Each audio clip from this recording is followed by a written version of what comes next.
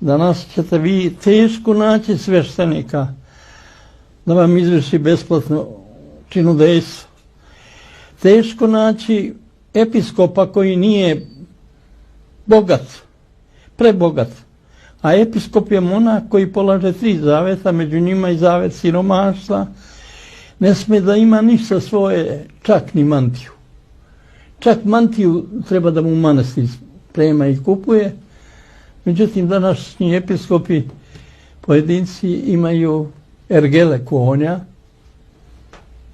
imaju vinarije, imaju latifundije, imaju kuće, imaju vozne parkove. I ništa im to nije dovoljno, nego su večito gladni ovozemaljskog dobra, čime pokazuju da su na delu protiv Gospoda Hrista, koji je kazao: ko hoće za mnom da ide, neka odreče se svega, uzme krst svoj i pođe za mnom. Jer sve je prah, sve je pepeo, sve što imamo ostavit ćemo kad tad. Ništa nismo doneli na ovaj svijet.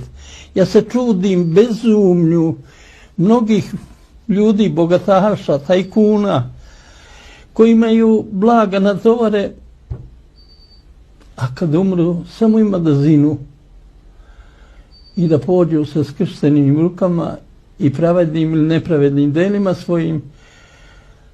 Ako ne dele bogatstvo koje su stekli na jedan protekcionistički način ili mafijaški, time što su više uzimali iz hrama Božije prirode, od Božijeg, dakle. Pa eto vidite, ovu košulju mi smo uzeli od lana, pa žene uzimaju krzno od lisice, pa se njime diče. Ali kad umru, sve je podložno truleži, sve iščezava, ništa ne nosimo na onaj svijet, jer nismo ništa ni doneli od ovog materijalnog bogatstva.